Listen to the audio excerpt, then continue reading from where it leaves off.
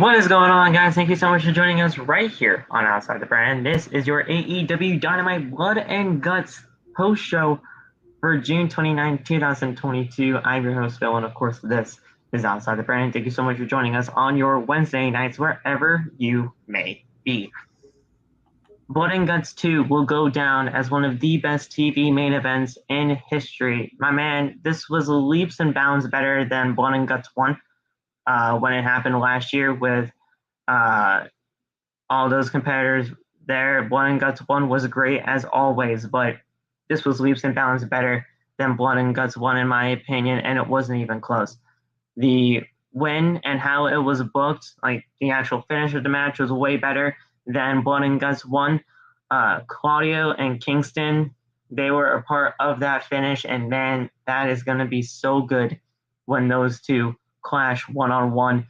And the wrestling was just 10 times better in this match than the first one, and it really set up for what is going to be coming in the future when it comes to the build for All Out that's going to be happening in September. This entire card was fantastic tonight from top to bottom. I love the Orange Cassidy match with Ethan. Jade was great as always. All of this was such a really good, well put together card. They gave the entire second hour to Blood and Guts, which I absolutely loved because it gave the story a chance to breathe, and we'll see some more things heading in to September's pay-per-view, which is going to be All Out. But Loth, you're here, my man. How are you? What's going on? What's life? Yeah, man, tonight was a cool show, you know what I'm saying? I really don't have anything to criticize. I mean, I was entertained the whole way through. Of course, the J match was great. That Blood and Guts match, that was something. I knew somebody was gonna end up going off at the top of the cages. I didn't expect it to be Sammy. I was hoping it was Jericho again, but that was Was this your first taste of Blood and Guts? Live. It was my first time live watching it. Okay. So you did see the first one before? Yeah. Okay. Was it bits and pieces, or did you see the entire thing? Because I saw like the last entire 10 minutes of it. I was watching like a retrospective on it. Oh, okay. All right. Yeah. So this was like your really first full-blown Blood and Guts match. Mm-hmm. How did you feel about the rulings of it all? Did you like the overall experience of it? Were you confused at any parts of it, or was it just you're just trying to figure this out as you went along? I mean, it looked like AEW's version of War Games to me. I mean, okay, yeah, that's exactly what it's supposed to be, but you had the right idea. That's all it was to me. It was just, I think this is like War Games plus Extreme Rules kind of thing. Okay. It's combined those two kind of match types, you know. But yeah, I was confused because I forgot that the pinfalls didn't start until the last person came in. Right. So the bell rang. I was like, "What the fuck?" That threw me off for a little bit, but yeah. That's how War Games is usually like too. Everybody gets in the ring, but the match doesn't truly start until everybody is in the match, which is cool. I like that type of a concept. And the thing is, when it is all said and done, everybody being involved in that match, you knew it was going to be something special. With Jericho, Moxley in there, you got Claudio's first real Dynamite match in there. It was going to be something special, and I couldn't wait to see what Claudio was going to be like inside a structure like that, because we all know he's fantastic. So it was going to be a great match from top to bottom, and it definitely was that tonight. They didn't hesitate to have some color in this match either. Moxley, he's Moxley, so he's just gonna bleed whenever. Yeah. Moxley has some definite good spots in there tonight. Matt Manard and Parker, Angelo Parker, they were bleeding like stuffed pigs out there tonight. And then Jericho, really, I think it's really Jericho and I honestly think Claudio too. They were really the only ones that didn't have any type of color on them, unless it was somebody else's color, because everybody else was bleeding. Yeah, I think so. I'm pretty sure you're right. I don't think they were legitimately bleeding themselves. But there was one criticism that I have for this match, and we'll get to that when it actually does happen. We saw like a legit, if you saw the actual camera angle, because they showed it all. When Moxley was doing the skewers to the head of, I believe it was Matt Menard, when they were both laid down and everything from like the carnage and all that, you can see Moxley doing the blade on Menard's head to get the color on him. You actually saw it, and if you looked and paid attention enough, they showed it. So that was a little bit of a criticism there. I thought they could have, at least hide that a little bit better. But other than that, this entire match was great. Did you see what I'm talking about, though? Yeah, I didn't notice it until you just said it. Like I saw it, I was just like, okay. I thought he was just continuing on with the spot. They were doing the skewers, and people could have probably thought, hey, they're probably just talking about the next spot in the match for those two. But I saw a little bit of the blade, and they were doing the blading part so that he can get some color, which is fine. I'm not totally shitting on it. I'm just saying, like, they could have hit that better a little bit to, oh my God, make it believe that the skewers did the cutting open. But it was fine. It was for what it was, but that doesn't take away this incredible match and what it was. Yeah. So, guys, we're going to be talking about all of this and much more on tonight's episode of OTB. This was a great show tonight. And on the heels of AEW and New Japan's Forbidden Door pay-per-view as well, that happened just this past Sunday. It was a fantastic match. A ton to talk about tonight on OTB. So we're going to go over all of that. While you're here, you guys can, if you guys don't mind, hit that subscribe button down below. We're on the road to 500 subscribers. Turn on the bell for all notifications. While you're down there, please don't hesitate to hit that thumbs up button down below as well. We are trying to get 20 likes minimum on this episode tonight for Outside the Brand. You guys have been absolutely killing it as of late, so I don't have a problem with asking you guys for 20 likes minimum on tonight's episode of OTB. Follow us on social media. All the TikTok links are down in the description below. You guys can go follow me on Twitter and Instagram at @PhillyMatt_, and make sure to go get your t-shirts. Bonfire.com, the exclusive of Outside the Brand, and it's merchandise, baby. You guys can go get the OTB merch today and rep OTB wherever you may go. It directly helps the channel whenever you guys do go purchase some merchandise, so we appreciate that every single time you do. Thank you so much for supporting OTB since the very beginning, and we could not have done this without all of you. So go get your OTB merch today at bonfire.com, the exclusive of Outside the Brand. We'll get to your big announcement later on in the show when Jade gets on the air. I know you want to announce it to people, so I'll let you announce it. Oh, sure. But we'll get there when we get there. We had the first match being Orange Cassidy, as he had his match with Ethan Page. Ethan Page and Dan Lambert directly went to Tony Khan and requested that this match happen. It didn't go in their favor, but this was a good match. I like the way that this match is going down. I like Ethan Page's style and his work ethic here. I like Orange Cassidy and the way that they're using him right now since his comeback. For what this was a pretty damn solid match. It got Orange Cassidy out there. The only criticism I have is that they changed Orange Cassidy's music, and I don't like it. I knew it. I thought I was tripping. They changed his music. Yes, they did. I and you know what? It's fucking Ryan Satin. Not Ryan Satin. No, it's the other one. Who is it? No, Ryan Satin didn't do it. It's somebody from Fightful. Somebody from Fightful called it out, and then Tony got mad at the media scrum for it. Shoot.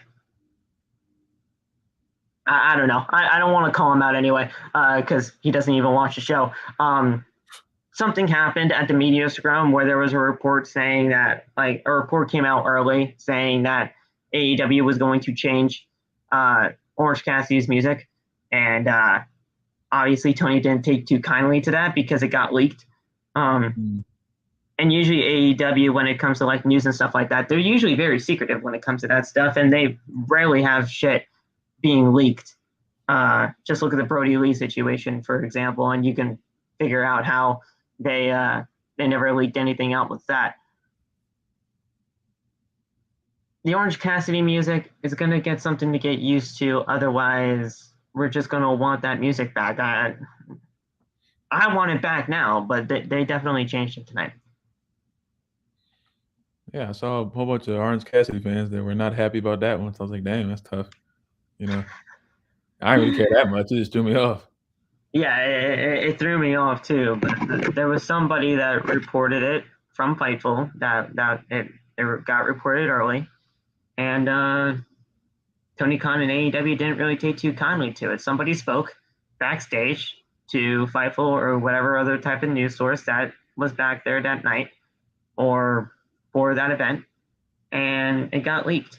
And, you know, it happens. It's professional wrestling. Things get leaked all the time, but AEW and Tony Khan really pride themselves on not really putting things out too early. That way we can be surprised when stuff happens like that. Yeah. I don't think even if this got leaked in the first place, like let's say it didn't get leaked, I don't think people would be happy about it anyway. Because Orange Cassidy has some great music, and it's an identity for him.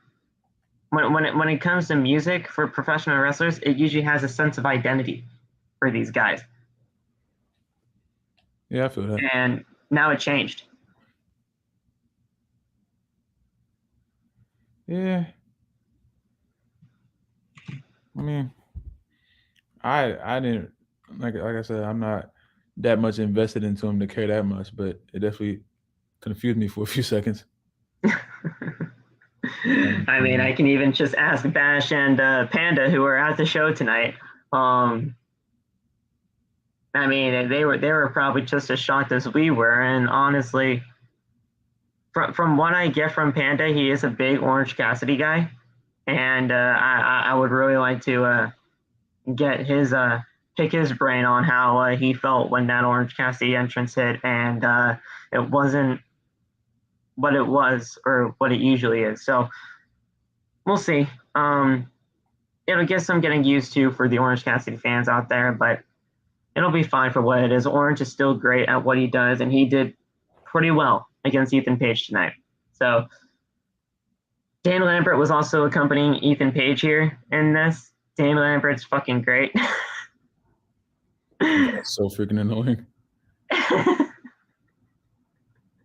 He is so good.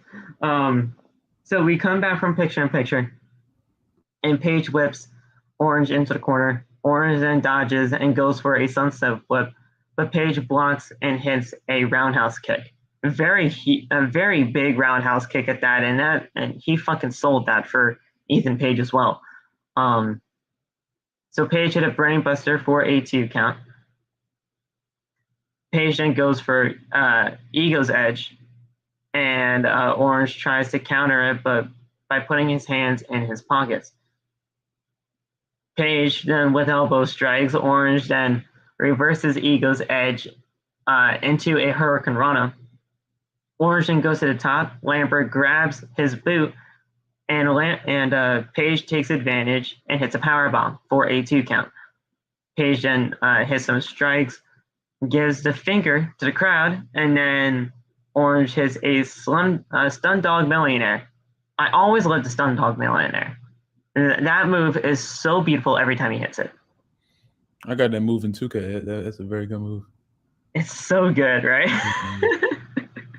I love the stun dog millionaire. So Page avoided a power slam, but Orange hits a tornado DDT, a cover for a 2 count. Lambert then gets on the apron, and Orange hits some weak strikes on him, but you know the crowd, they always do the, oh, and then he...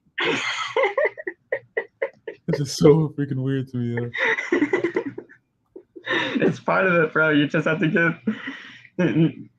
If you're an Orange Cassidy guy, you know what that is, and he's been doing that since his indie days. Then he just proceeds to take the bottle of orange juice that Lambert had, and he took a sip. Orange Cassidy drinking some orange juice. I mean, what else? That's very unsanitary. He just drank it. It was. Ugh. Yeah, we don't know if it was drunken already or what. He just takes it.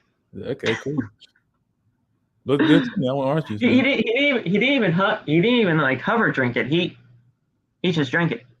That's crazy. So he drinks it and then he does the orange punch, and then he spits the orange juice in Lambert's face, and then he hits a power slam, a body slam for the 1, 2, 3, and Orange Cassidy picks up the win. A lot of people were asking me if the body slam was his finisher. No, it's not. It's usually the orange punch.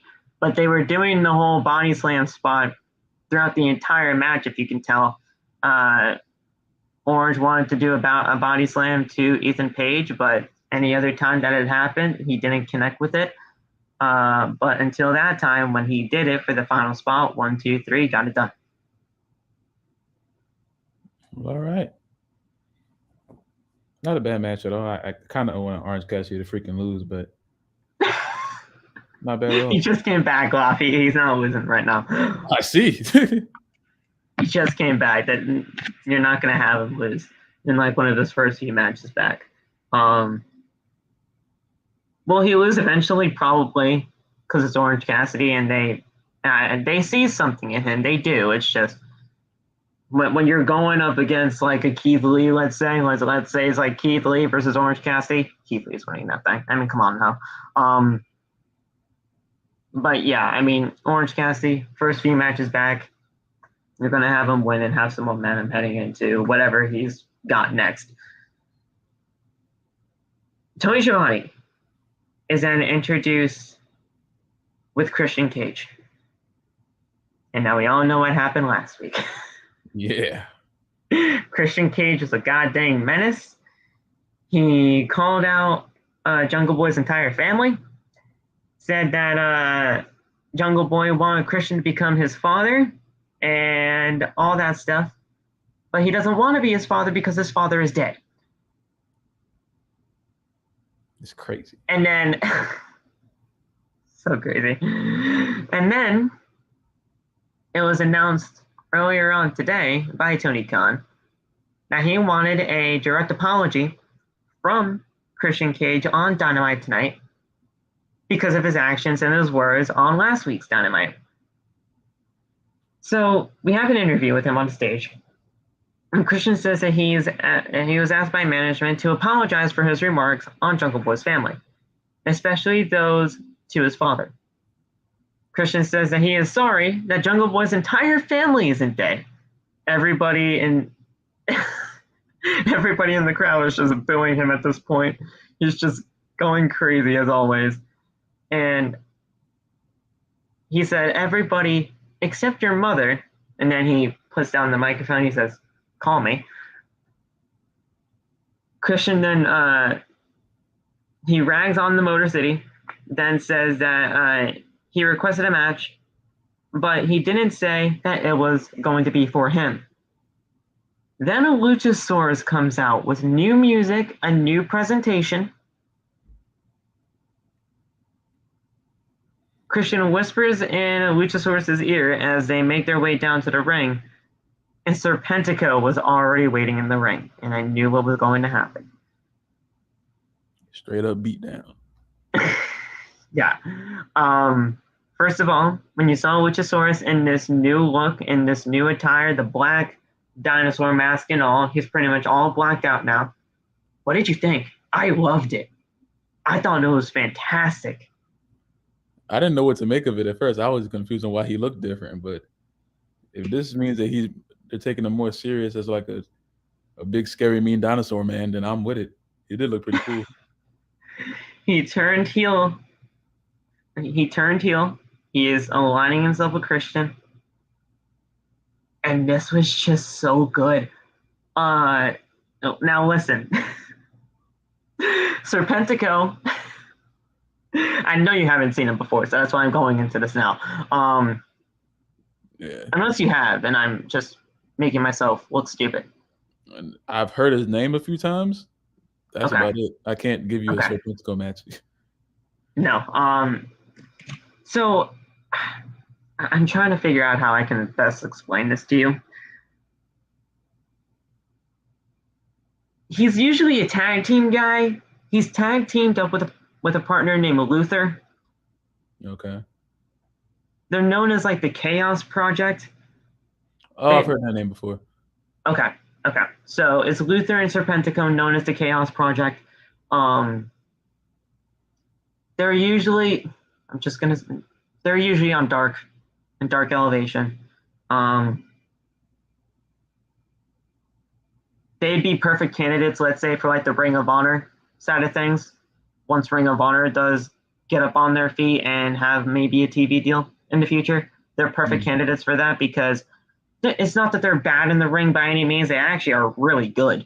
But when it comes to all of this, like, they'd just be a perfect fit because they don't really get used all that often unless it's Dark and Dark Elevation. So okay. Serpentico is a part of this. He's honestly really good in the ring, but when you're going up against Luchasaurus, when you're doing this entire new kind of shtick for him, this new dark character being aligned with Christian, we knew where this was going to go. Yeah. And, this was a fantastic presentation for Luchasaurus in this new role. Luchasaurus looked great, and he usually does. When he was a babyface with Jungle Boy and all that stuff and Jurassic Express, he was one of my favorites, just singles-wise, and he wasn't even really a singles type of guy. But you gravitate towards Luchasaurus because not only of his size, but because of what he can do. And, I bring this up only because of what they could have had with him if they, just did not if they just let big guys that have abilities like this to be big guys that have abilities. If WWE kept Luchasaurus under the developmental contract and legitimately had him go in the way that he really could go, sky's the limit for him. I mean, I don't know what the heck WWE did to just let him go like this. Yeah, that was a fumble. That was definitely a fumble for that one, because he looks like he's about to go on a tear. So I'm interested. I mean, listen, I don't usually like bringing up WWE stuff like this on AEW shows, because I mean, it just gets brought up all the time. But WWE had Luchasaurus before. They had him, and they just he never made an appearance ever, whether that was NXT, SCW, or wherever he was. They just never gave him a shot. They never gave him a chance. And then once they released him, obviously years went by. He obviously grew as a performer. And now he's here getting the mentorship with Christian. And now he's in this spot where you can see the potential in him. You saw the potential in him before, but now as a singles guy aligned with Christian, sky's the limit. Yeah, he looks cool. He looks like he's about to do something serious. I really think that this is gonna make me like him more, because I think the whole Jungle Boy thing, it was just like, it was cool, but it was like a Rey Mysterio and Batista kind of thing. It's where Okay. like I like both of them separate, but together it just doesn't really work for me. So we're gonna see So what you happens. think you'll like Jungle Boy as a solos guy too, a little more, maybe, if once he gets back. I don't know You about gotta see where he goes. I don't know if I'm gonna like Jungle Boy that much. Okay. I know I'm gonna like Luchasaurus, but I don't know if I'm gonna like Jungle Boy that much. Do you think Jungle Boy is just like a tag team guy full and full? I hope not. I hope not. I see potential in Jungle Boy. I do, but the only thing that possibly could uh, dwindle him is his size. Yeah, that's true. Yeah. That's the only type of criticism I have for Jungle Boy, and I love the man. And I think when Jungle Boy and Luchasaurus first came on the scene, they were the most popular tag team in all of AEW. They were, excluding the Young Bucks, of course, because once that happened, that happened. But yeah, I mean, they were one of the greatest acts in AEW as that tag team, and then stuff happened, and now they're split. Jungle Boy's at home, recuperating from the concerto that happened and the actual real life neck injury that happened because of that. So hopefully he returns soon, and we'll see what happens. But I'm loving this Luchasaurus stuff. Give me more. I want to see the development of how this goes. What really happened in that? Because I remember last week, if you remember this too, when Luchasaurus was choking Christian in the corner, he said, "We have to talk. We have to talk about this, but not in front of everybody here. We got to talk in the back, in private." I wonder if they're ever going to really bring that up. What happened back there? What did they really say back and forth between each other? How did Christian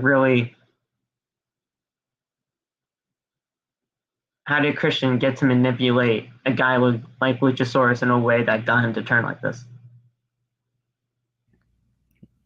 Yeah, let's see how they explain that. One of these days.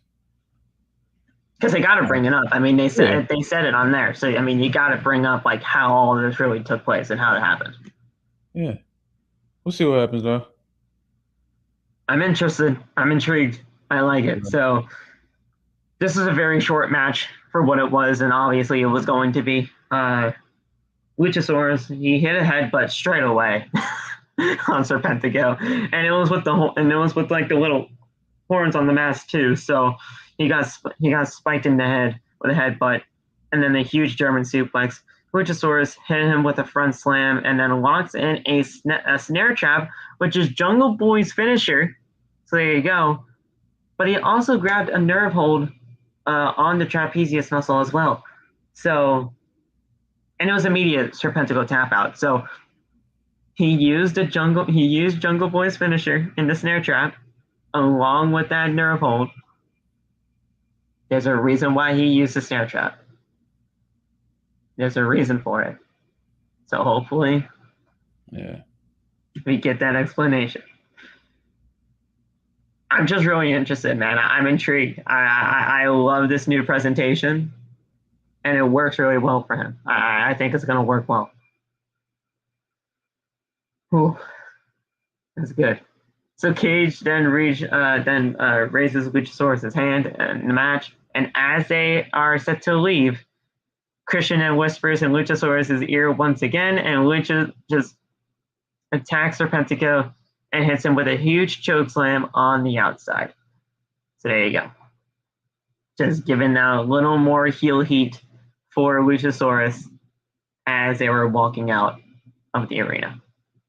Good stuff. I'm very intrigued, and I can't wait to see what happens next. Very interesting. I wonder if they're gonna have them just throw Jungle Boy and Luchasaurus into a match. I really hope they don't do that, but if you're going to do that, you gotta do it at All Out. You gotta at least do that at All Out, or it could be Christian versus Jungle Boy at All Out. Oh yeah, that too. So I'm trying to figure out. All Out, I believe, is September 4th, 2022. Let's see. September 4th. Yeah. All right. See, I'm Phil Kong over here. I should know that. September 4th. Geez, that's actually a long way. We got 1, 2, 3, 4, 5, 6, 7, 8, 9. Wow, we got 9 weeks to build this up. That's gonna be a good story. Jeez. We got 9 weeks of Dynamite. Let's go. Definitely got enough time now.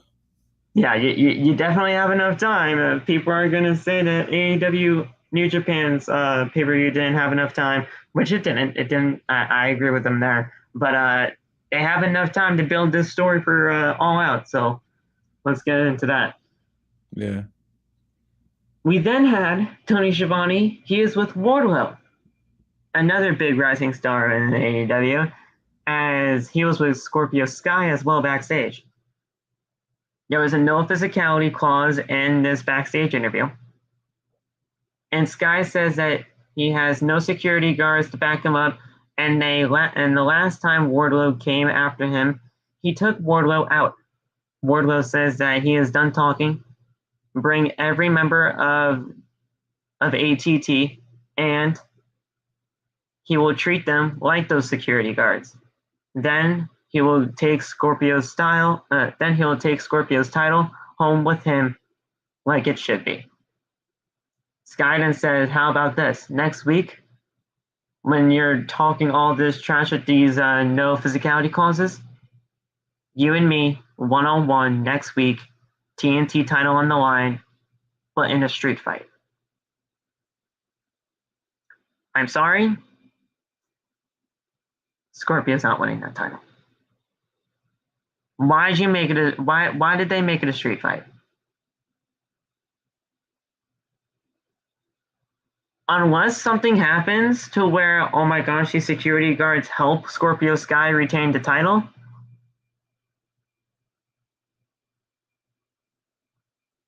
I don't see how Scorpio gets the win here. They made it a street fight for a reason, but I don't know why.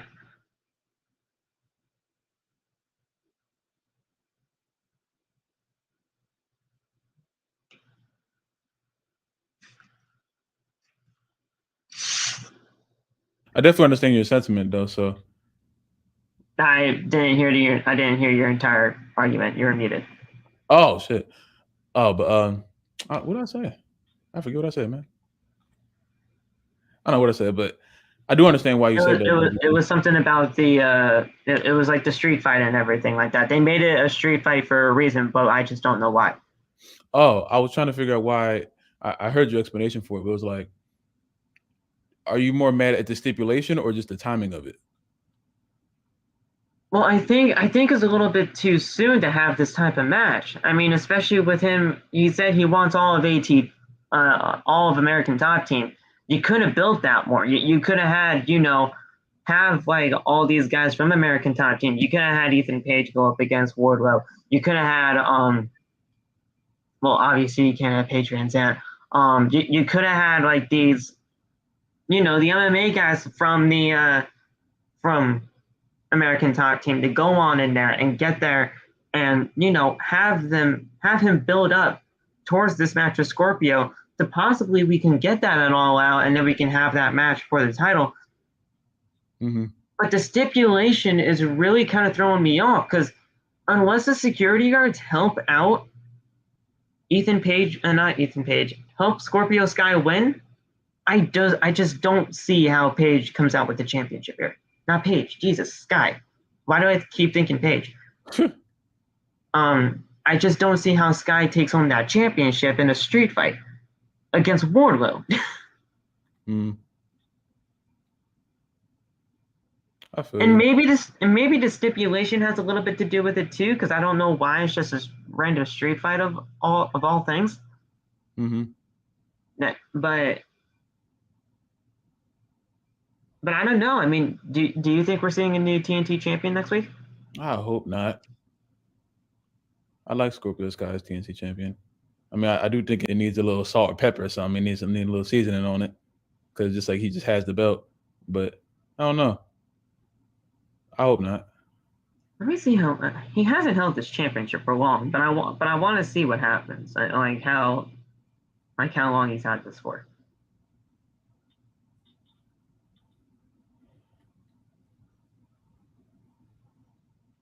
I don't know. 64 days. Yeah, no, it's too soon. It's too soon. Something 64 has to days. happen to where he retains. 64 days. Damn. 6-4. Yeah, he won it on the April 27th, 2022 edition of Dynamite. In that ladder match, right? Okay, yeah. Yeah, it's too soon. It's too soon to have him lose this. Mm-hmm. So something has to happen in that street fight to have him win. Maybe we do expand this to All Out, and that's where Wardlow can get his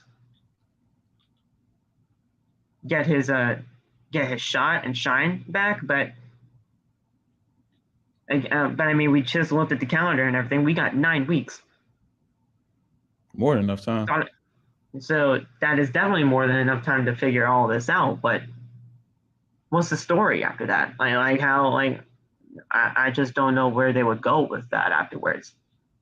Because if you did bring me all of American Top Team to go after just to get to him, then you can obviously build that through the next few weeks to get to All Out. And maybe that is what we kind of do. We have the street fight next week. Everybody from American Top Team pretty much helps Paige win. Why? Oh my God, I said Paige again. Jesus Christ. Helps Sky win. Wardlow's like, all right, you obviously it's not cheating because it's a street fight, but you had all the advantage in the world. How about we legitimately do this? I'm going to take on all your guys within the next few weeks. If I get through all of them, I have to get to you, Scorpio Sky, and you will put your title on the line at All Out. 1-on-1, no shits and giggles. Maybe that's it. Maybe I'm Phil Stradamus again, and we'll figure that out. But yeah, but I think that's the only way that it really should go. If everybody helps Scorpio Sky retain the title here next week, Wardlow should go through all of those guys to get to Scorpio one more time and get that title shot again at All Out 1-on-1. No stipulation, because we don't need a stipulation for this. They did a street fight for a reason here, but we'll see where it goes next week. I feel you. Do you think Wardlow's ready, though, for a title? Ready as he'll ever be. I mean, the crowd's already super on board with him, so I don't see why not. I don't see why you want to put a title on him. How are you feeling about Wardlow, though? Like, do you like the overall growth of his character since the whole MJF shit? He's cool. I mean, I think he's extremely. He's gonna be something soon if he's not already something now. I'm not gonna say like I'm the biggest fan of him, but he definitely is a gleaming part of the show right now. So we'll see. Yeah, I definitely see where you're coming from. He has the look. He has the star power. I mean, you see what the crowd is acting like towards him and all of that stuff. He has it. He definitely has the, star power to continue to keep him relevant with this crowd and the company and all that stuff. And they really do see something in him. It's just a matter of when he gets that championship, if he gets that title. Then do fans start to turn on him because we're fickle as fuck? Nah. We'll see. But, once it happens, we'll see where things go from there. And Wardlow and Scorpio. I like the matchup. I like the pairing. We gotta figure out what's happening next week so that we can continue the story. Yeah. We then had the trios match with Max Caster and the Gunn Club taking on Danhausen and 2 surprise opponents. We didn't know what the surprise opponents were going in, obviously, because it is a surprise. But I did not expect these two to team up with Danhausen tonight. It was FTR. That's a very good tag team to pick. Yeah. Max Caster, he's doing his entrance with the Gunn Club. He's doing his raps and all that stuff. He's just doing his thing.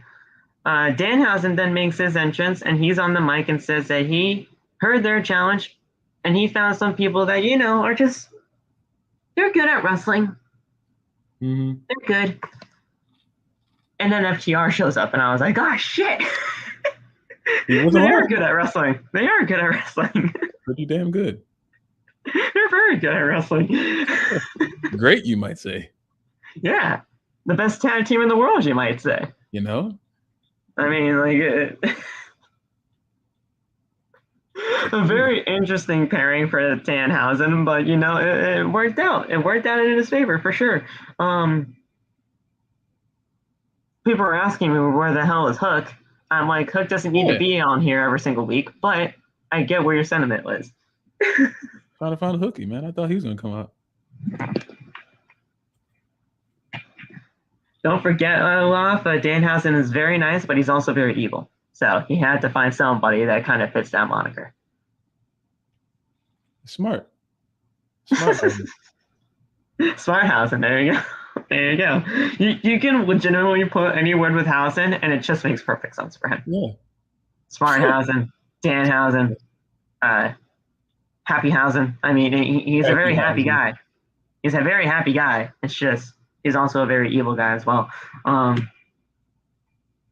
This match was really good, though. I love Max Caster. I think the Ass Boys. Oh, sorry, the Gun Club. Nope, the Ass Boys. Ass Boys. You know what, though? I am kind of mad at the Ass Boys, though. Why? They didn't say the wrong names for the cities that they were in tonight.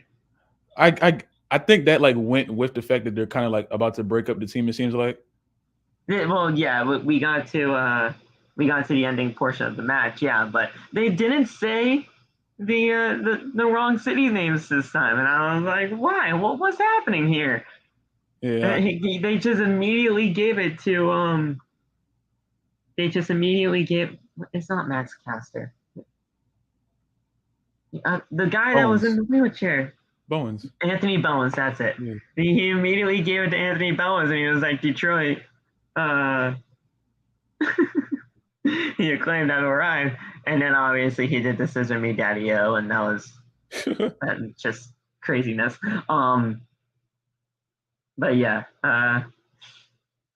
well, we're gonna be talking about that ending of the match though, because that was something, and that's very intriguing for sure, with Billy and the Acclaimed and all that stuff. But we come back from picture in picture, and Caster hits some strikes in the corner. Danhausen then tags in Dax Harwood, and he hits strikes in all three men.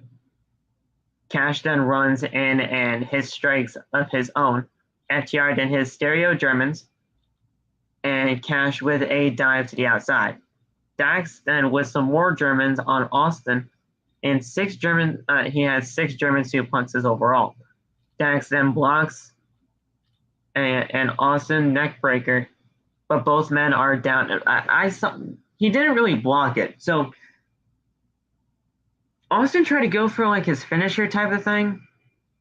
He goes for like this suplex into like a neck breaker type move, but they botched it in some way. Like they didn't have like the right type of timing or maneuvering within like the spots that they were in the ring for. Did you see what I'm talking about? Like they tried to do like that neck breaker spot, but it seemed like they didn't really know where they were in the ring. I didn't even notice, if I'm being honest with you. Okay. Well, what Austin does, he goes for like a suplex, like a normal like actual suplex maneuver, but he turns it into like a neck breaker. Mm-hmm. But they were near like the corner of the ring, so obviously they didn't have enough room to do the maneuver, and it looks like he just kind of audibled and just did a neck breaker instead. It was fine for what it was. It looked sloppy as hell, but they tried to save it because of their positioning in the ring. It looked okay for what it was. Nobody got hurt, but if he did try to do the move where they were located in the ring, something terrible could have happened to Dax. I'm not gonna lie. Like he could have landed on ropes and all that stuff. He could have landed awkwardly on his neck. It could have been bad, but they saved it for what it was into just a normal neck breaker. So I'm glad they were able to do that before things got bad. Danhausen then tagged in, and Billy Gunn tries to distract the referee, who was Aubrey Edwards at this time, the GOAT referee of AEW. Bowens then runs in and goes to strike Danhausen with his crutch. He runs in. His leg is fine. Man, it was cool. His leg was fine. He was fine. He's back.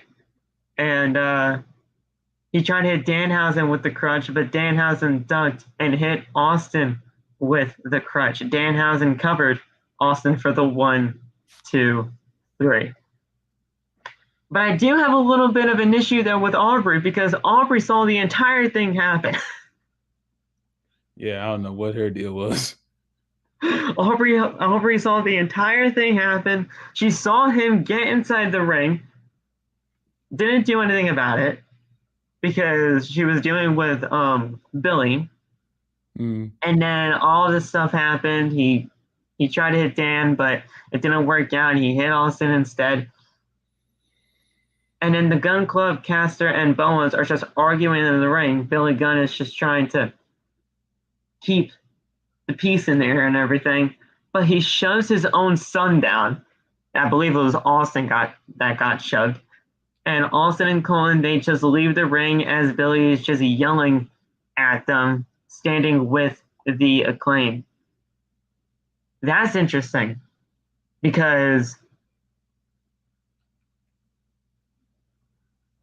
we all know that once the Acclaimed and the Gunn Club, they kind of got together, there was going to be something to go down, or at least I thought, but I didn't expect this. I didn't expect Billy to really be on the side of the Acclaimed. Yeah. Even with the whole the scissoring thing that they do and everything and all that stuff. It's a terrible wording. I know. It's terrible. But they started doing the whole thing, and they got together with the Gunn Club. But I didn't expect Billy to be with the Acclaim now. What's happening here? Are we just seeing the Gunn Club being split ways and having his sons be on his own? I don't know. I don't know if I'm, because I don't think they're ready. I don't think they're ready to be alone, to be honest. You don't think so? No, not at all. I mean, it made sense to have their father with them because obviously it's a Gunn name, and they're learning from his father on how to just be a tag team and all that. But they're way too young in their careers. I just don't know if they're ready. I feel you. I mean, yeah, I'm not too on board with them right now, but I know they got something planned. Whatever that plan is. They're a good team and all. And I'm not saying that they're a bad team. They're a good team and all. And they obviously have the crowd behind them, even if they are calling them the ass boys. Yeah. But they're so young in their career. I just think it's a little bit too soon to be splitting them up from their dad. I mean, let me take a look at how young they are, because they are very young for their careers.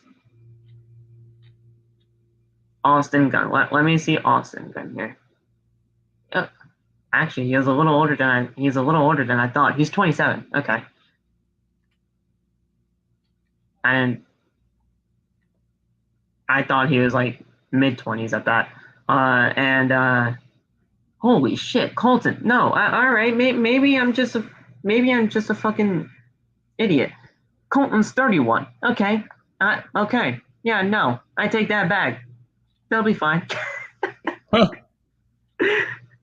They have enough experience then, I guess, to, continue this. All right. 27 and 31. Okay.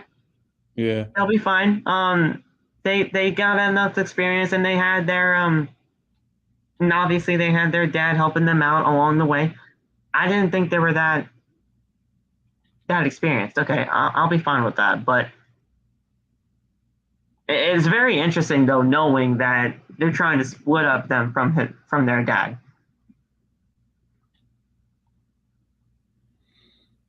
We'll see what I did happens. not expect them to. I did not expect them to be that old. They're not old by any means. 31 and 27 are not bad, but I just didn't expect it. I thought they were in like their mid-20s. Beats me. Beats me. Yeah. Okay. 31 and 27. Damn. Okay. Shows how much I know about the Gun Club. But yeah, it's a very interesting situation. Gonna have to monitor it some more. Billy Gunn is pretty much partnering himself up with the Acclaimed instead of his own sons in the Gun Club in Austin and Colton. We'll see where it goes. We'll see. Then it's your girl. Oh, The TBS title is on the line. Jade Cargill defending against Leila Gray. Go ahead, Loft. Say your announcement. dog. The video I posted from I think it might have been last week. I don't know. Kiara Hogan liked it. I'm officially a baddie now, so I gotta do some meetings. Gotta talk to a few people, but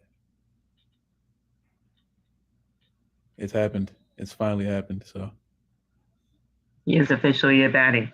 Now, Loft, listen. I know I'm Bullet Club. I know I'm Bullet Club for life now with Chris Bay and all that stuff. That was crazy. But listen. Telling you right now, man. I helped you with that. You better put in a good word for me too. You better put in a good word for my big bro Panda too, because Panda tried to be a baddie tonight, and he just wasn't picked. So. Oh damn. That's tough. Listen, hey, you put in a good word for my big bro Panda and me. We're straight, okay? I love you, but you gotta do solid for your boy here. Even though I am with Chris Bay now in the Bullet Club. So that was a crazy experience tonight, dude. That was crazy. I was just at work marketing shirts, and I just see a notification. Chris Bay duetted you. I'm like, what the fuck? I opened that shit real quick. I said, listen, I have to go. I said, listen, I have to go to the bathroom, okay? Something happened. Nothing happened. I went on TikTok and I watched it. I love it. Nothing happened. I went on TikTok and I watched it. Chris Bay, Bullet Club for life, baby. We've been doing this thing like crazy for OTB anyway. We're calling ourselves a Wolfpack and all that shit. You know what I'm saying? Chris Bay. We love you, my man. Thank you so much for the duet, man. No, seriously, that was awesome. And then and now I'm just opening up Twitter. This is a crazy ass picture. I love my job driving back after AEW Dynamite, and this was my view the whole way. Jesus Christ, what the hell? It's Sting. Oh my gosh, it's Stinger. It's Sting. He's not done yet. He's just staring. He's not done That's crazy. That is crazy. That's awesome. So once I knew Leila Gray was already in the ring, I knew what was going to happen. Well, I kind of told you what was happening on the ride home tonight. I told you if Leila Gray was already in the ring for tonight's show, it was a wrap. It was going to be a wrap anyway, because god dang, she's 33-0 heading into this. I was totally confused on why she was even there for a second. So yeah. So let me just understand this real quick. You thought she was signed by WWE? Yeah.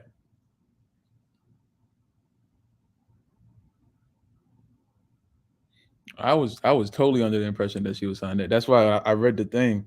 I read the card and I was like, she answered the open challenge. I was like, how in the world did she do that? So cool, I guess. It didn't mean nothing because Jay put her through the mat like always, but I mean shit. And then after the match, she helped her. So I don't know what the fuck that was about. Do you have any inkling on what that was for and what that was about? Wait, you said what? I didn't hear that last part. After the match, Leila helped Jade. Oh, they're probably gonna end up adding her. She probably answered the call to be the baddie until Red Velvet comes back. I was saying that in my live too. I'm like, wait a second, is Leila Grey gonna join them? I mean, but then what? But then once, oh wait, she was against Raquel, dude. Leila was against Raquel on SmackDown. That's it. That's who it was. I knew it was a squash. I could not remember for the life of me who she wrestled against. April 29th, 2022. She has a pinned tweet on her Twitter. Dream came true tonight. I made my SmackDown debut and it was amazing. It was nothing short of amazing. Thank you, WWE, for giving the little girl from Queens, New York, an opportunity to perform on the grandest stage. It was truly an honor. Yeah, so Kat Cardoza. Maybe that was her name? I think so, yeah. Kat Cardoza? Mm-hmm. Yes. Yeah, because Jesus Christ. I thought it was an actual video of the match. No. Oh, she posted on her TikTok. Yeah. Of course she did. Leila has a TikTok if you want to go follow it. Miss Leila Grey is her TikTok. There you go. Shout out to Leila Grey. But yeah, so this was academic.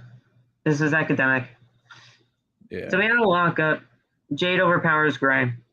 Jade then with a knee strike and hits a big body slam. Grey then hits a big boot. Cargill then catches a crossbody and hits a fallaway slam. Cargill then with a stomp, an uppercut, and then Grey with a roll up for a 2 count. A close 2 count too. That was way too close. Why you say that? It just looked very close to me. I was like, holy shit, what the hell is happening? And Jade kick out just at the count of time. It was very close, and I didn't expect that. Gotta get the people going. Gotta keep the crowd intrigued too, because if Leila Grey was the one to beat Jade, I would have flipped the fuck out. Yeah, that would have been nuts. It was just a very close 2 count, and I didn't expect that. Grey then with elbows and a rising knee strike in the corner, a la CM Punk. Jade, she tried to go for a bulldog, but Jade powered out, and she hit a pump kick. And then Cargill hit the Jaded for the 1, 2, 3. And still your TBS champion, Jade Cargill. There you go. Now she is 34-0. It's too easy out here. Where's the competition at, man? There is none. They need to find something. She beat everybody. She beat everybody but 2 people. 2 people. And both of them got squashed tonight. Give me something. Give me Athena. Athena and Chris Statlander are the only 2 people that she has not faced. Then when they get smashed, then what? Athena's going to get smashed at Battle of the Belts. Chris Statlander needs the match at All Out, and she needs to win it All Out. I'm sorry, I love Jade Cargill, but Chris Statlander needs to be the one to beat Jade. It's time. I wouldn't be surprised. And people are saying that it's time too. It's not just me. I know you love Jade. I know you love Jade. But there's got to be a point in time though where she has to have her first loss. Yeah, you're right. You're shrugging it off. I know you are. Just by the tone of your voice, I know you're trying to shrug it off. It needs to happen at some point. I don't have. I know you love her, but like I don't know. You want her to be undefeated forever? Of course not. I don't care about the fact that she would ever lose. That's the thing. I'm not accepting that until it happens. So I don't care about what happens until it happens. You feel me? Right now, it's just hearsay. So whatever, you know. I get that, but when you legitimately beat everybody in your division,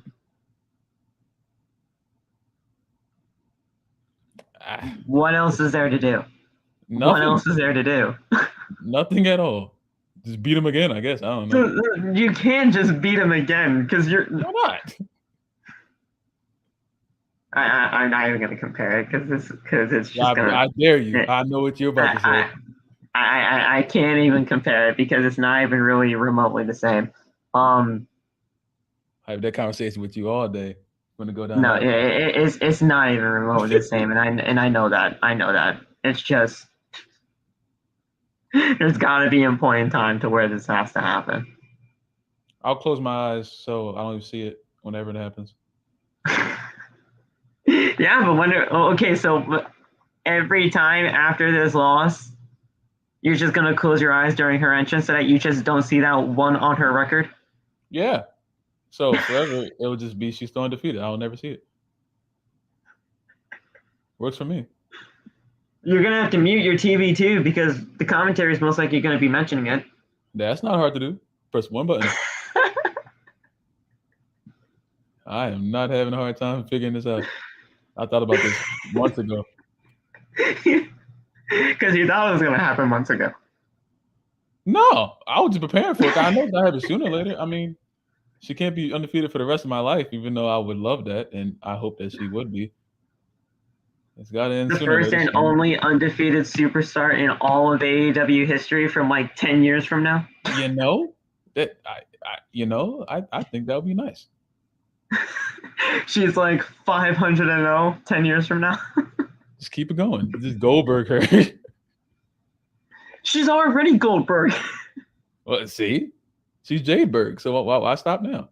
Keep it going. There was also that one time Goldberg lost. Oh, yeah. Wait, when did he lose? 76 and something. Oh, I don't even remember that. I'm not too hard on Goldberg facts. I fucking hate Goldberg, so I'm probably just pulling a number out of my ass. But Let me see. Goldberg undefeated streak. I'm looking this up. You're lucky that you're getting a Google search here, Goldberg. Huh. You're lucky. Okay. Goes in your search history now. Oh, I can delete that real quick.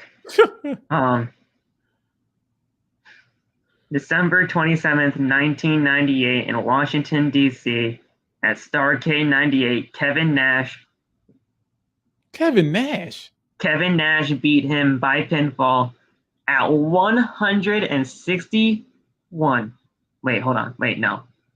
Wait, nope. We're gonna continue back because there's still out one. Hold on.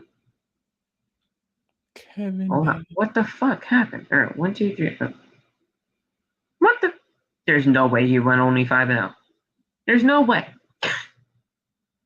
Oh wait, no. Hold on a second. Okay. He went 5 matches before his first loss? The fuck? That's ridiculous. He went 5-0 and then he lost to some guy named Chad Fortune. Whoever the fuck that guy is. A monster truck driver. A former tight end. What? And a WCW superstar. Who the fuck are you? Okay. After that first loss, he went from... That happened on July 24th, 1997. He went on a massive win streak to get him to 161, where he lost to Kevin Nash at Starrcade 98 against Kevin Nash to make him 161-2. So yeah, listen, we're not doing that with Jade, okay? We can't have 161-1. No, we're not doing that. Why, Phil? Why? Because we can't. We don't have that many people in this division as it is, and we're not going to bury every single person just for Jade Cargill. No. See, we can't. Don't think. I would make this Jade Elite Wrestling. And don't say that it's not. And don't say that it's not burying people, because you know that would be burying people. All I said was I just don't think she should ever lose ever. Yeah, but that also constitutes for everybody else getting losses.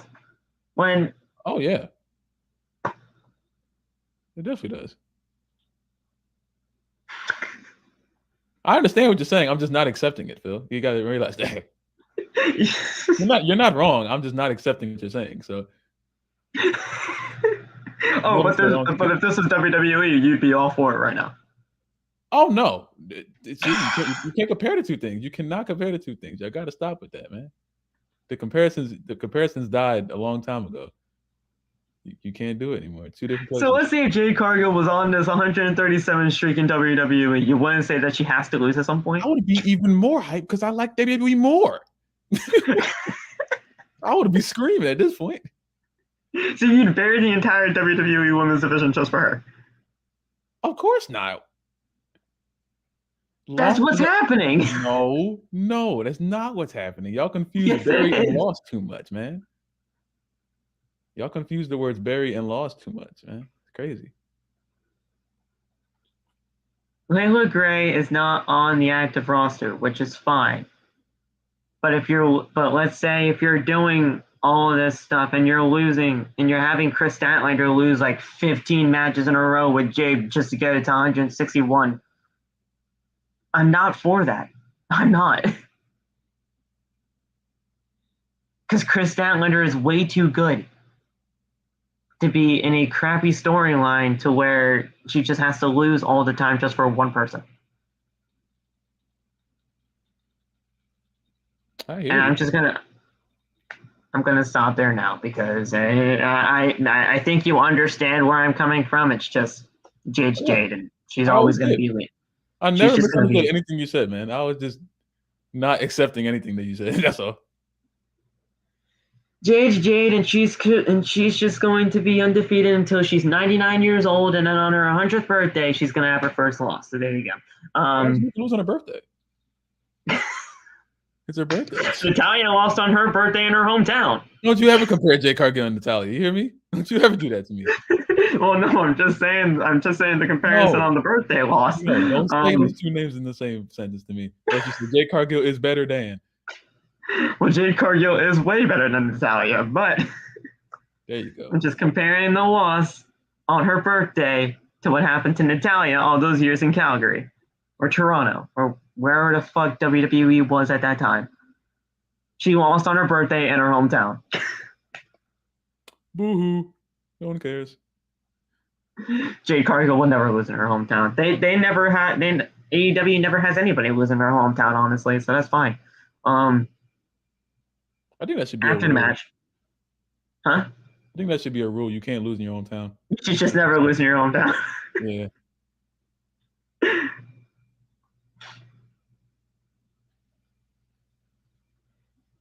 She is the Roman Reigns of AEW. She's just smashing everybody.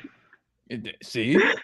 I got to hear acknowledge Roman for the rest of my life every day. So y'all going to hear acknowledge Jade Cargill. And how you like listen, I acknowledge Jade. I didn't acknowledge Jade at first, but I've grown to love her and know what she's about because she got better. So I hope you know, now that I'm a baddie, I contractually can't say anything negative about her. So this is like listen, and you haven't said a single bad thing about her since you laid eyes on you. You never even said a bad word about Jade Cargill, so I wouldn't expect that. Now I really can't. I'm gonna get taken out, and I just got in. I can't. I mean, you just got into the baddie section, so you gotta listen. Talk your talk, man. And I'll talk your talk with you because I like Jade. I do. There's just comes a point in time where she has to lose, and it's got to be soon. My eyes. Those words, Jade Cargill and lose, it just doesn't. It's not computing in my brain. So Jade gets on the mic and says, "Listen, I'm tired of everybody bitching and moaning. I guess she's talking to me at that point. Next time, give me some real competition. Hathaway then says Jade is just gave an opportunity to every woman in the locker room, and this is the person that we got. Hathaway then says, "Listen, Chris, Athena, we like you. You're just too lazy." Then Statlander and Athena run down and attack Jade Cargill. Statlander then hits a drop kick on. It's Kira that's the one not injured, right? She was the one out there. Yes. So she hit a drop kick on Kira. Jade ducked a clothesline from Athena, but she gets hit with a drop kick as well. And then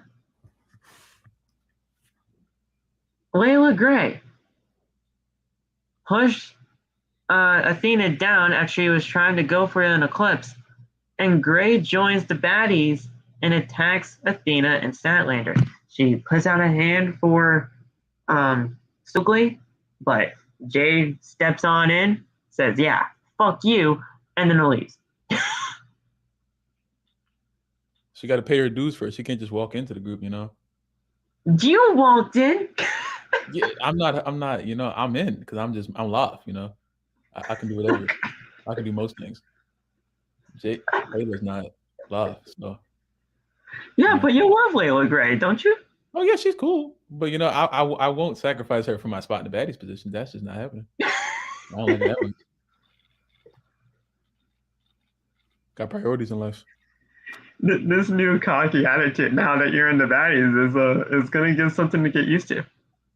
Bro, I have to. I can't do anything else. This is over, man. The old me is gone. Then this is where you probably left your room or went to go get something to eat, take the dog out for a walk or what have you, because the Young Bucks were on your TV. Oh no, I watched. I in freaking anger and disgust, I watched. I'm shocked. I thought you would have taken your dog out. I really would. I wish I had a dog to take out. Oh, I was ready to buy a dog just so I could take him out. You're like, yeah, Bucks, you go do your thing. I gotta take my dog out, so go ahead. And then you come back once the Bucks are just not on your screen. But they were backstage. They say that they are the first ever two-time, not WWE, Jesus. They were in WWE, but they got squashed. First ever AEW Tag Team Champions. Cole and Red Dragon are just nowhere to be seen because they aren't cleared to wrestle. Even Cutler isn't here, so they had to hire an intern just to hold their camera, and his name was Fred. They have no friends left in AEW except for these tag team titles. They heard that the Forbidden Door might be creaked open just a little bit because they got challenged by Yoshihashi and Hiroki Goto for a shot at them at Rampage this Friday. But they had to beat the Bucks in a match first to get a title shot. So it's fine. Listen, we get Hiroki Goto and Yoshihashi at Rampage against the Young Bucks. Should be a great match. We'll see where that goes. Most likely the Young Bucks win that because I don't really see Goto and Hashi getting a tag team title opportunity. But you know, should be something to look forward to on Rampage. I think it's actually going to be a really good match. Hold on, I'll be right back. Hold on. Yep.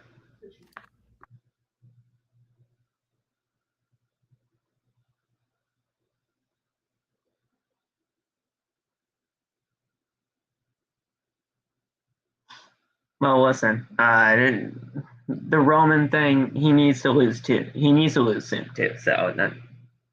So I'm with it both ways. But then, guys,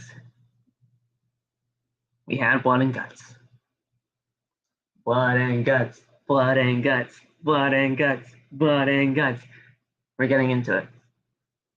They had the entire second hour beat for Blood and Guts. And was this match was so good. Everything about it.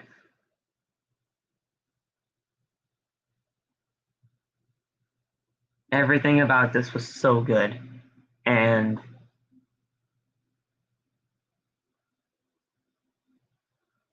this was the best. This is going to go down as one of the best main event TV matches in AEW history, because I do believe that this was way better than Blood and Guts 1. The wrestling was better. The storylines heading into this match was better. The ending was 10 times better than the ending last year. Everything about it was so perfect. I loved it all. Jericho Appreciation Society versus the Blackpool Combat Club. Awesome stuff, top to bottom. I could not give more praise to this because this was just a great match, top to bottom. This entire show, this entire card was great. And I want to go over that with Locke, so we're going to wait until he does get back. But guys, let me check this chat real quick. So we got Joe Noah in here. He didn't really stick around for long, but I saw him in here. And then we got Good Night in here. What's going on? How are you? This is a good show. I haven't seen you in this chat before, so how'd you come on in here? What got you interested in the Click LOTB tonight? If you're new here, tell me what's going on. Let me know.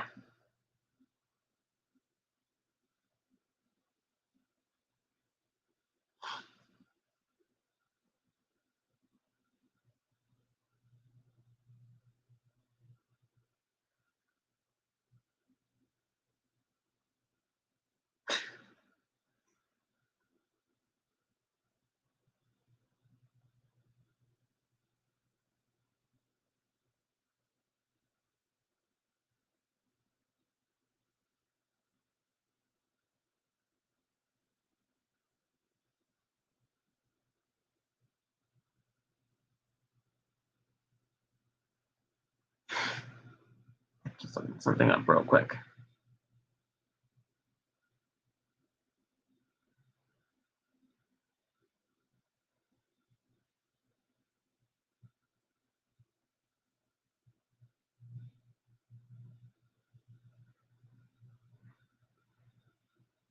There we go. All right. We'll get right into Blood and Guts in just a little second.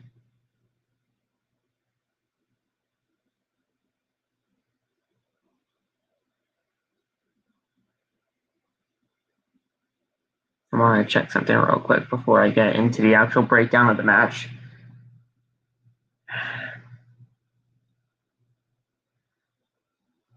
My hair is crazy. You guys didn't even tell me that my hair was crazy.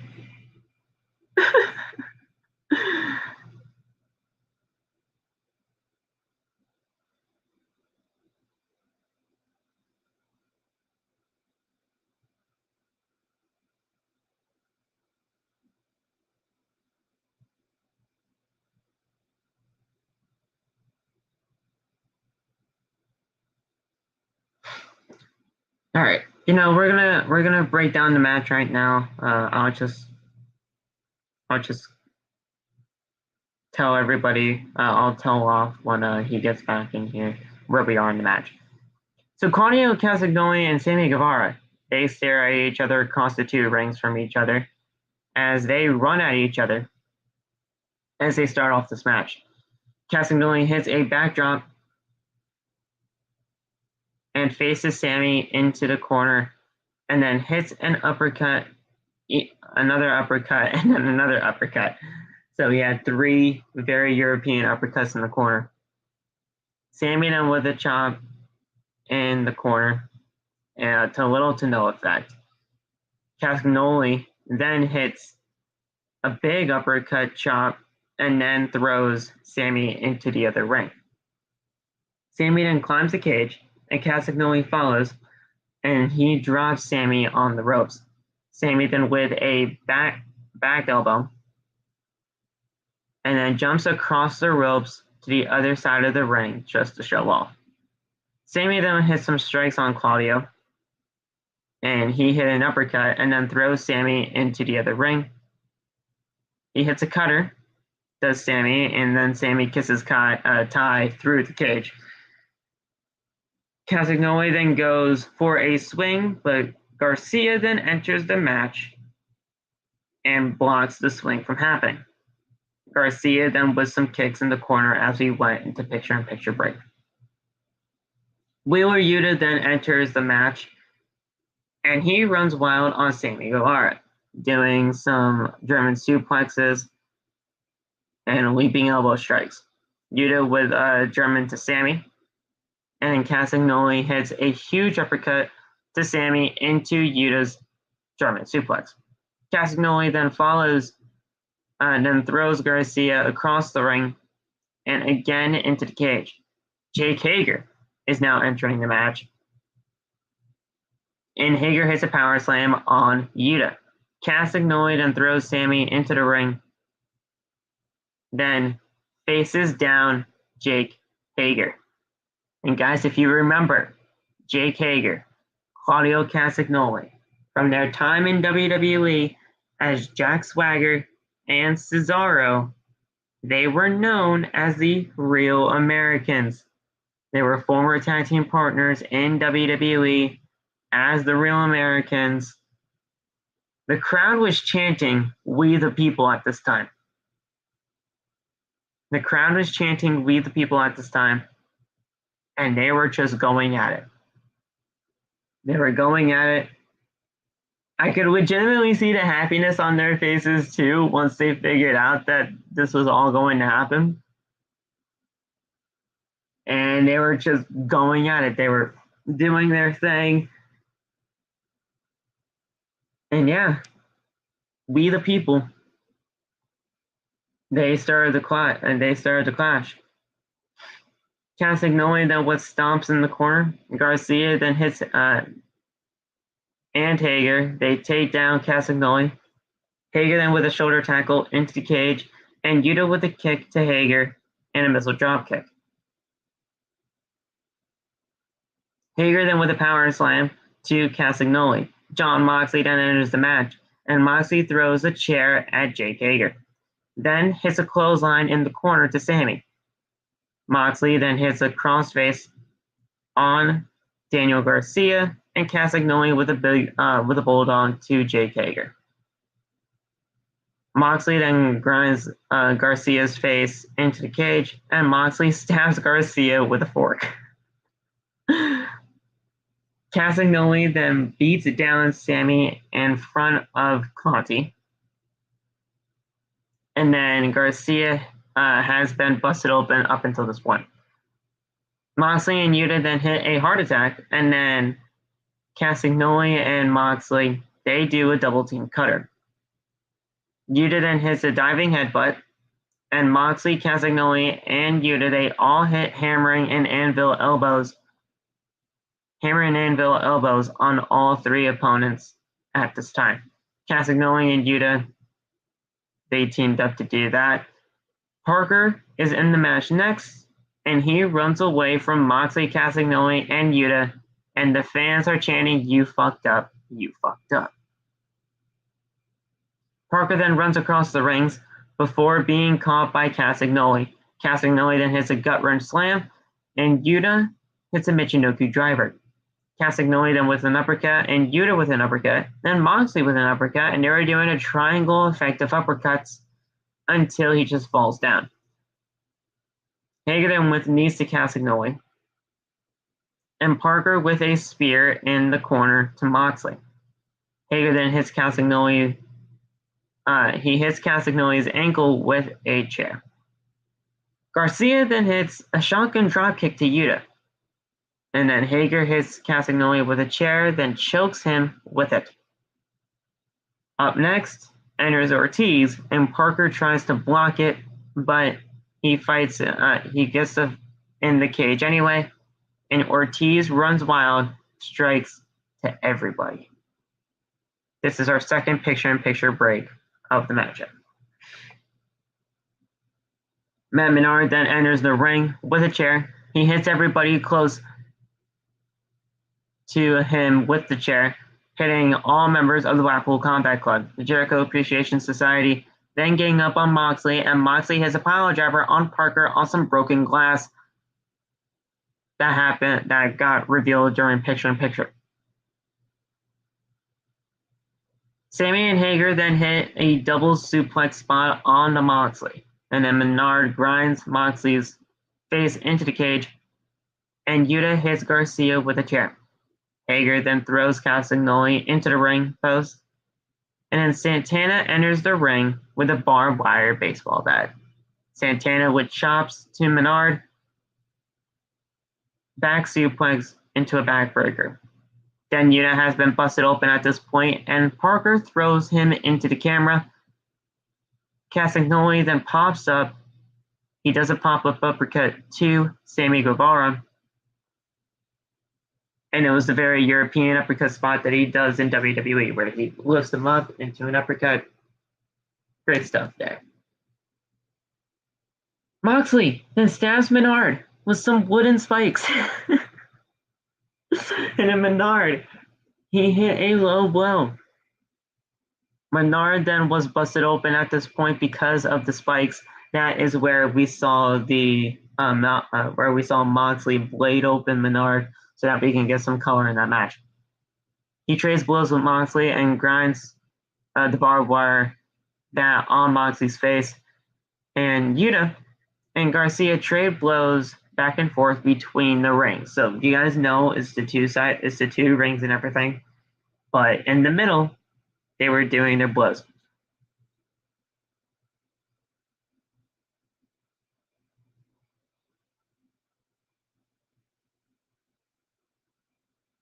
Okay, cool. Okay, I got you. So yeah, they were doing some trading blows in the ring. Jericho then enters the match next, and he is the final member of the Jericho Appreciation Society to enter the match. He hits Castagnoli with Floyd, the baseball bat, and Ortiz then has a DDT on Jericho and chokes him with a chair. Sammy then hits a diving cutter on Ortiz, and Yuta with a German to Sammy. Yuta then he hits a backbreaker on Manard, and Hager with a powerbomb to Yuta. Cassidy then hits Castagnoli, then hits a power slam to Hager, and Garcia with an uppercut to Castagnoli to no effect. Castagnoli then hits his own uppercut, flooring Garcia, and then Jericho hits a code breaker on Castagnoli. Kingston then enters the match next and takes out everybody with a kendo stick, and we are finally able to begin the match as everybody is in the ring at this time. Jericho tries to escape the ring, but Kingston attacks him with his kendo stick. Kingston then pulls a bottle from his pocket, which was I forgot what they had that as. It wasn't baby oil, it wasn't gasoline, it was rubbing alcohol. That's it. So he pulled out a bottle of rubbing alcohol, and he tried to pour it all over Jericho.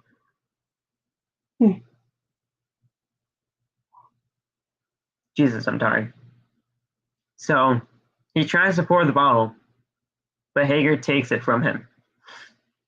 Ortiz then runs wild with a chair, and Kingston gets the kendo stick. Conti then hands Jericho a bottle, and Ortiz gets a table. Kingston then hits Hager with a chair, and Yuta and Moxley hit a doomsday device. Kingston and Ortiz throw Hager off the top rope through a table, and Kingston grinds Garcia's face into the cage. Moxley and Yuta are get bags, and they release thumbtacks into the ring. Castagnoli then rips up the canvas and exposes the wooden boards that make up the ring.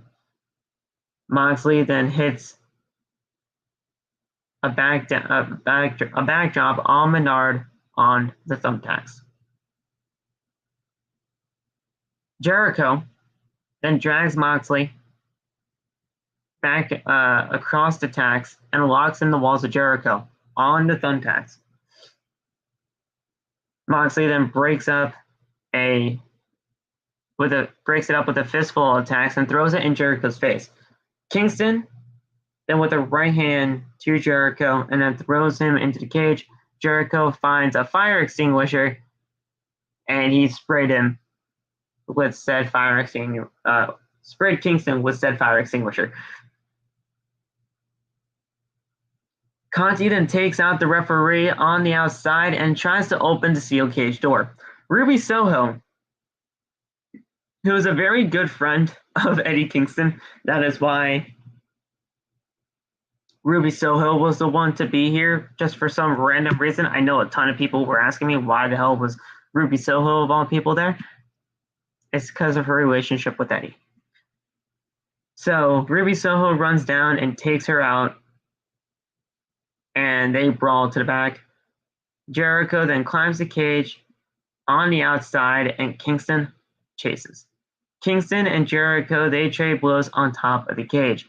Kingston then bites Jericho, and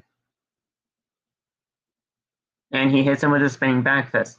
Sammy Guevara then chases Kingston up the cage as well, and Sammy attacks Kingston from behind. Sammy then grinds Kingston's face onto the cage roof, and Kingston hits a low blow, and he threw Sammy off the cage, and Sammy crashes through the timekeeper table. That was fucking fantastic. That was a fantastic spot. Holy shit. Listen, last year's Blood and Guts, we had that terrible spot where Jericho, he fell through and he got pushed off the cage, right? Through the stage floor. And the stage floor, you can legitimately see the crash pads and all of that stuff and the pillows that he had to land on and all of that stuff. You legitimately saw everything, and people took away from that ending in Blood and Guts 1. Man, but this makes holy suck. shit. Huh? Nothing, I didn't say nothing.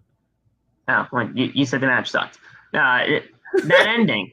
You said that the ending of Blood and Guts 1 sucked because of all of that. And you can legitimately see everything that happened to where Jericho fell. Yeah. But this spot with Sammy was shot way better. Yeah. And it just looked like a way better spot. Now, I pretty much read through almost the entire match while in your absence, but I will go back just to see some of the spots. That Jake Hager and Castagnoli spot where they were just staring at each other with the All-American stuff. That was great. I was chanting "We the People." That's what I wanted.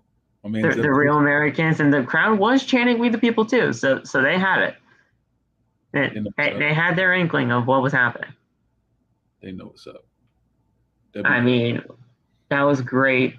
Everything about this match though was great. And then when we saw Ty Conti, she took out the ref. Yeah, that was hilarious, huh?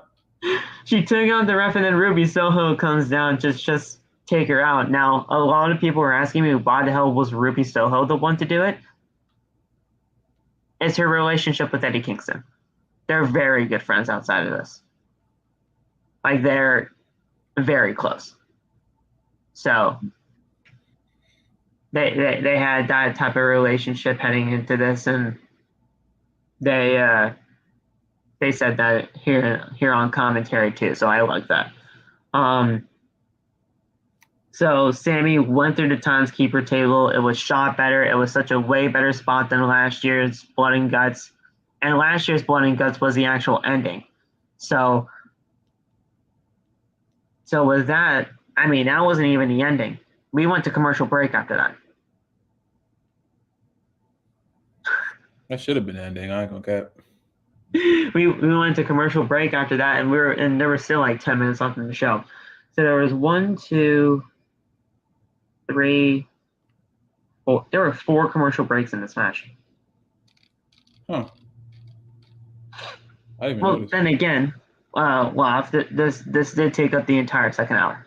Yeah, I was surprised when they were just getting through all the first hour matches really fast. I was like, okay, this match is going to be an hour long, and that's exactly what it was. I mean, commentary was saying that this match is going to be next at 8:50. I was like, what the fuck? I was like, holy shit. We'll get to the Santana stuff in a second because he did get injured in this, and that fucking sucks for Ortiz. But we'll get to that Santana injury in just a second. So we come back from picture in picture, and Kingston hits some strikes on Jericho. They're all on top of the cage at this point. Jericho then takes him down and locks in the walls of Jericho. Claudio then climbs the cage and hits a running boot on Jericho. Claudio then does a swing to Jericho near the edge of the cage. It kind of scared the fuck out of me. Yeah, that was kind of crazy. That he was doing it that close. But listen, I trust Claudio in doing what he's doing. He's been doing that swing for a long time, so I trust him. But Manard then climbs on the cage himself, and he takes down Claudio. We had 6 total rotations tonight. We will get more than 10 at one point in AEW. It's just gotta we gotta build up to that point, I guess. I think Tony's trying to build up to that point. Where WWE, he was just doing 20 on a random episode of Raw. He definitely was. He was doing 20 rotations on a random episode of Raw, but Tony's trying to build up to 10. Build up to more than 10 spots.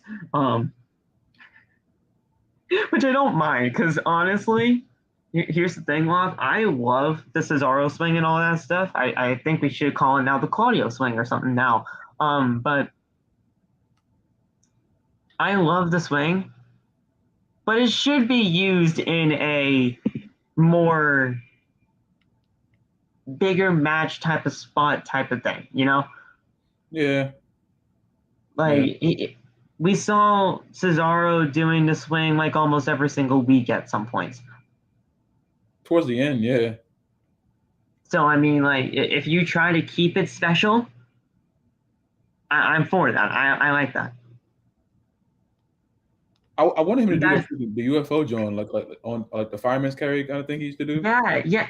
We had him in the I believe it was Jake Hager in the UFO position, but he just slammed him. I was like, dang it, I wanted to see a UFO. Yeah. He just throws him afterwards. I freaking love that. He just throws him on the ground. Like, it wasn't a wasteland, but he just chucks him down. I was like, shit, damn, I wanted to see a UFO. But again, if you keep that special, that could be something for a big spot in a match too, for his solo run. So I'm cool with him keeping his big moves and special moves special. I'm fine with that. It's just you got to pull it out at the right time. I feel you. So he climbed up. So Claudio climbs up the cage. He had a bit of boot on Jericho. Claudio then does the swing, but Manard breaks up the swing, and Kingston walks in the stretch plum on Jericho, while Claudio had a sharpshooter on Manard. Manard tapped out. There was a double submission, but Claudio's submission was the one to make the match end, and Eddie Kingston looked a little bit disappointed. I was confused. I was like, you just won the match, but I guess he just wanted the satisfaction of getting Jericho. Yes, that's exactly it. And even Taz on commentary said, well, here's the thing. It doesn't fucking matter. You won. Be happy about it. Yeah. But Kingston was frustrated that he didn't get the one to get the tap out victory. Claudio tries to shake Kingston's hand, but Kingston blows him off. Dynamite ends with the BCC, and they all climb on top of the cage and they celebrate together. At one point during the celebration, Claudio actually tried to help Kingston up, but I saw his mouth moving. He said, "Listen, I can't get up right now. Something happened with my leg, but I'm okay though." I saw that. Yeah. If Kingston's out, dude, I can't. I thought it Santana was was his back. already out in this match. I thought he said his back. That's why I didn't expect him to get back up. I thought he said his back. It was his leg. He said something with his leg, and I was like, "Shit, bro, don't fucking get injured, please." He was able to get up after everything because obviously, because Moxley was also helping Claudio get him up and everything like that, and they were able to get him up for the celebration with all of them like raising their hands up at the end. So I hope he was able to get down from the cage fine. I hope everybody was able to get down from the cage fine. But yeah, man. If Kingston was out because of that, Santana's most likely going to be out, which leaves Ortiz alone. Obviously, Blood and Guts was going to have some type of toll heading into this. I mean, we all know the Blood and Guts match is not something to just bat your eyes at. But Eddie Kingston being gone, that's a huge blow to an already huge blow of a roster that has CM Punk, Bryan Danielson, Adam Cole, and Red Dragon out. Yeah. Eddie Kingston can't be out. He just can't. There's so much that this man could do. I hope he's okay. Hopefully, man. I'm tired of these injuries, though. And also Santana. I didn't even realize that he got hurt until you texted me in the live chat.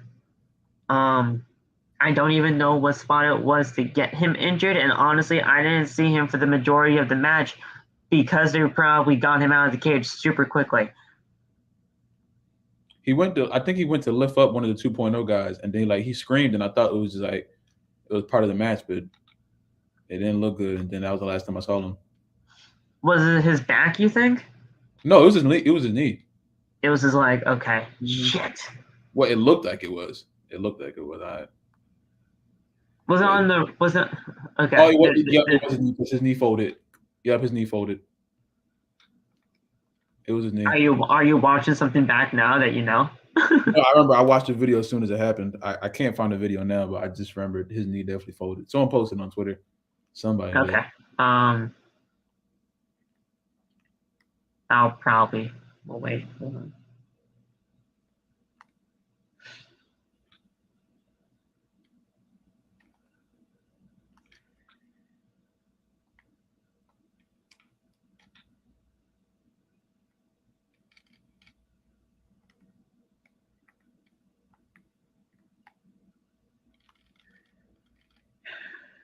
Shit.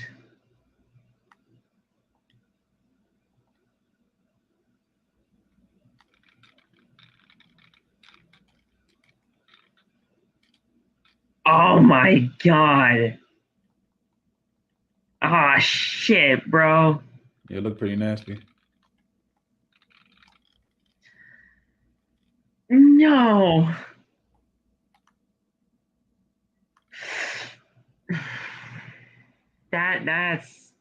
That's some kind of ACL shit.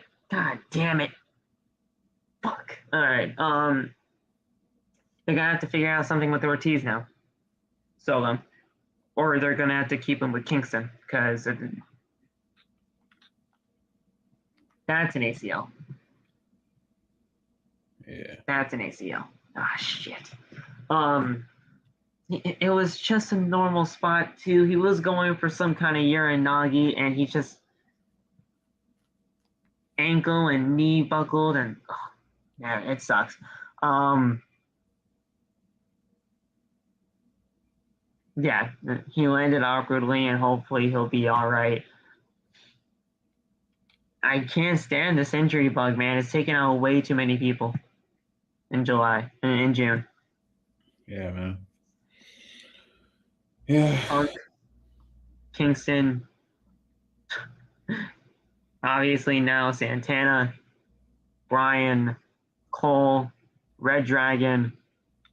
Now WWE, you got Cody, Orton. Like the summer of There's injuries, more. dog. There's more, and there's more too. Like those are just 9 people, and there's more. It sucks. It really does. But Blood and Guts, it happened.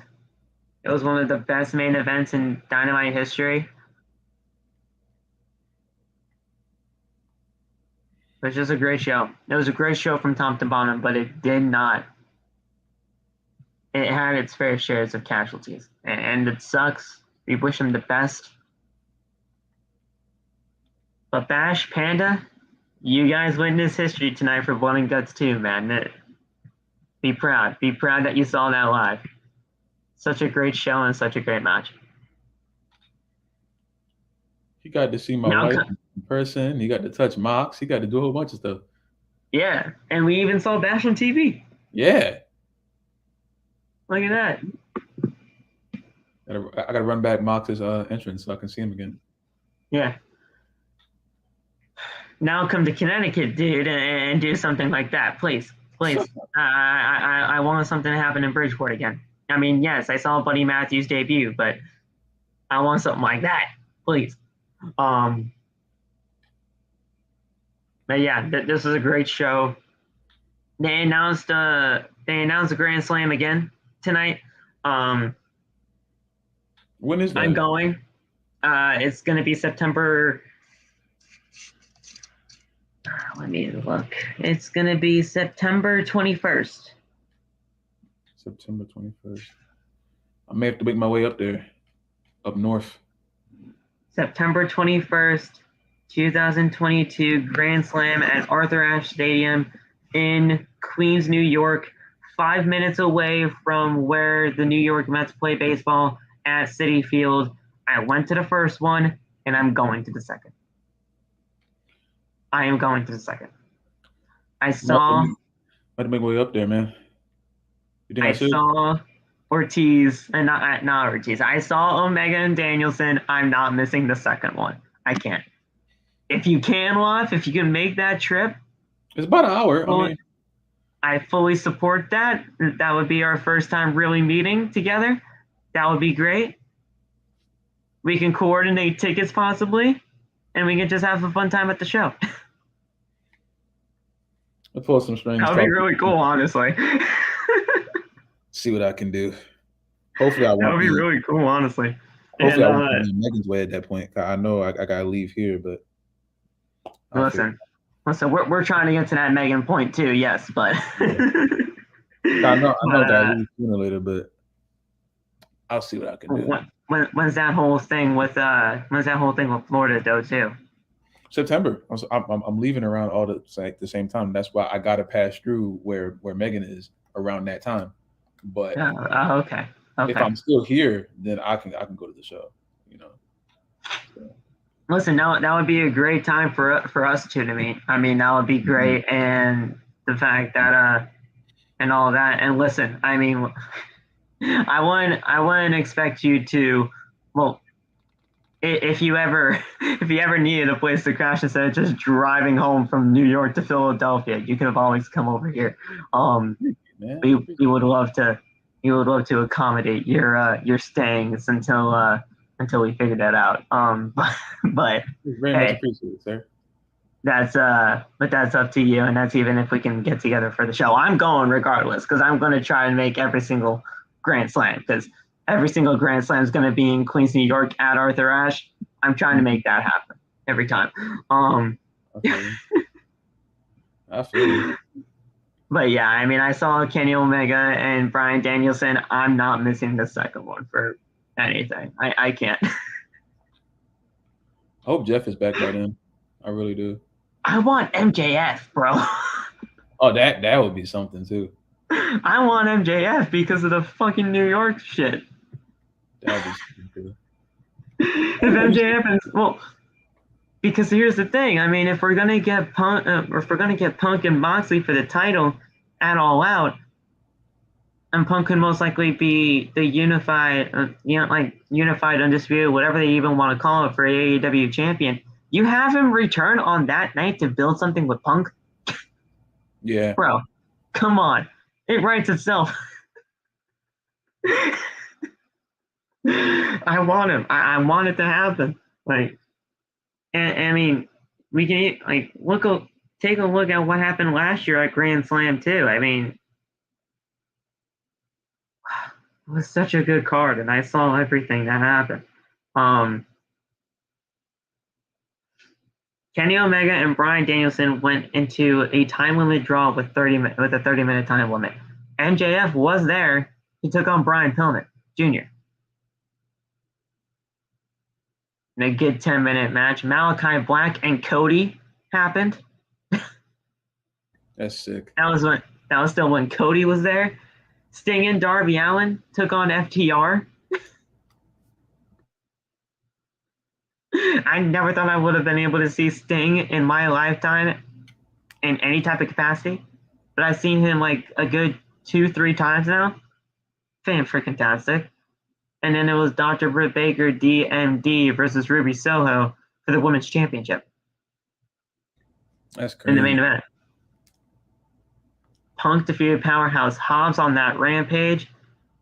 Adam Cole and the Young Bucks defeated Christian Cage and Jurassic Express. I mean, we're 1 year out of that, and now look what happened. Scorpio Sky and Ethan Page, they defeated Chris Jericho and Jake Hager. And then the Lucha Bros and Santana and Ortiz defeated the Hardy Family Office in Private Party, Butcher, and the Blade. I mean, like, Penelope Ford defeated Anna Jay in like 6 minutes, but that's just a random one. We all went to go get food at that point. But then Jon Moxley and Eddie Kingston defeated Minoru Suzuki and Lance Archer in a lights out hardcore match. This shit is going to be so good. And I want to go to 2022. And I'm going. Like, I don't care what I have to do. I'll call out sick. I'll make out something. I will. Do what you gotta do. Do what you gotta do. I'm going again. Whew. But guys, that's it. Tomorrow we have that 3-person interview. Friday SmackDown and AEW Rampage. Then we have Money in the Bank on Saturday. So our preview and predictions. And then Sunday, Money in the Bank review. We're almost done with this week, guys. We're almost done with this week. I know it's been a lot. I know it's been a lot of wrestling, and I know it's been a lot mentally for just watching stuff. But this was a great show. Kingston, Santana. Hope these injuries are not as bad as they seem. And we'll be good to go. Yeah. I can't wait for Saturday. Saturday, Money in the Bank, baby. Let's go. Cannot wait for Saturday. It's one of my favorite pay-per-views of the year. Even though the Money in the Bank briefcases, especially over the last few years with the short cash-ins, they really haven't been meaningful enough. But Money in the Bank is always something special, and it's always something to look forward to. You're right about that. So we'll see where that goes. Thank you guys so much for joining us right here on Outside the Brand. We love you guys. Like, subscribe, share, all that good stuff. Click that thumbs up button. Go to bonfire.com, the exclusive home of Outside the Brand, and it's merchandise. Merch.